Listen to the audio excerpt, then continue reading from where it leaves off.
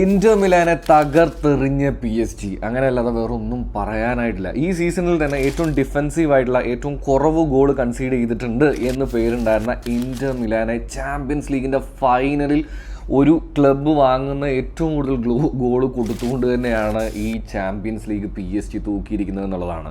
അപ്പം ഈ പയ്യനുണ്ടല്ലോ, അതായത് PSG കപ്പ് കിട്ടുവോ എന്ന് ചോദിച്ച പയ്യനോട് എന്തായാലും ഈ സീസൺ അവർക്ക് കപ്പ് കിട്ടി എന്നുള്ളതാണ് കേട്ടോ. പിന്നെ ഇതിനകത്ത് എംബാപ്പെ സംഭവങ്ങൾ പറയാനുള്ള ഒരു വേറൊരു റീസൺ എന്താണെന്ന് വെച്ച് കഴിഞ്ഞാൽ, എംബാപ്പെ PSG വിട്ട് റയൽ മാഡ്രിഡിലേക്ക് പോയി കഴിഞ്ഞതും അവർക്ക് കിട്ടി, എന്നാൽ റയൽ മാഡ്രിഡിന് കയ്യിൽ നിന്ന് പോവുകയും ചെയ്തു എന്നുള്ളതൊരു സംഭവം തന്നെയാണ്. പക്ഷേ ഇതിനൊരു റീസൺ എന്താണെന്ന് വെച്ച് കഴിഞ്ഞാൽ, PSG ചരിത്രത്തിൽ തന്നെ PSG കൺസിഡർ ചെയ്യുന്ന വൺ ഓഫ് ദ ലെജൻഡ് തന്നെയാണ് എംബാപ്പെ.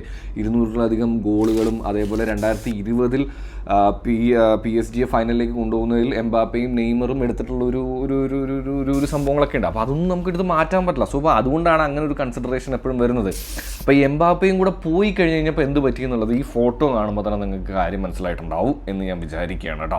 പിന്നെ നെയ്മറിനെയും മെസ്സിയെയും എല്ലാവരെയും എല്ലാം പറയുന്നുണ്ട്, പക്ഷേ ഇതിനൊന്നും ഉള്ള സമയമല്ല. കാരണം ലൂയിസ് എൻറിക്കെ പറഞ്ഞതുപോലെ തന്നെ സൂപ്പർ സ്റ്റാറുകളൊന്നും അല്ല ഒരു ടീമിന്. ഒരു ടീം ആവുക എന്നുള്ളതാണ് ഏറ്റവും ഇമ്പോർട്ടൻ്റ് ആയിട്ടുള്ള കാര്യം. ആൻഡ് അത് PSG തെളിയിച്ച് തന്നു എന്നുള്ളതാണ്. എനിക്ക് തോന്നുന്നു ഫൈനലിന് മുമ്പ് തന്നെ അവരുടെ സ്പോർട്ടിംഗ് ഡയറക്ടറിനും അതുപോലെ എല്ലാവർക്കും അവർ ജയിക്കും എന്നുള്ള വിശ്വാസം ഉണ്ടായിരുന്നു. കാരണം അങ്ങനെയാണ് അവർ കളിച്ചത്. 30 വയസ്സുകാരെ അടിച്ച് തൂഫാനാക്കി എന്ന് തന്നെ പറയണം. ഒരുപാട് കാര്യങ്ങളുണ്ട്. പക്ഷെ എന്തായാലും എന്തായിരുന്നു നിങ്ങൾക്ക് ഫൈനൽ കണ്ടിട്ട് തോന്നിയെന്നുള്ളതും കൂടെ താഴെ കമൻറ്റ് ചെയ്യാം.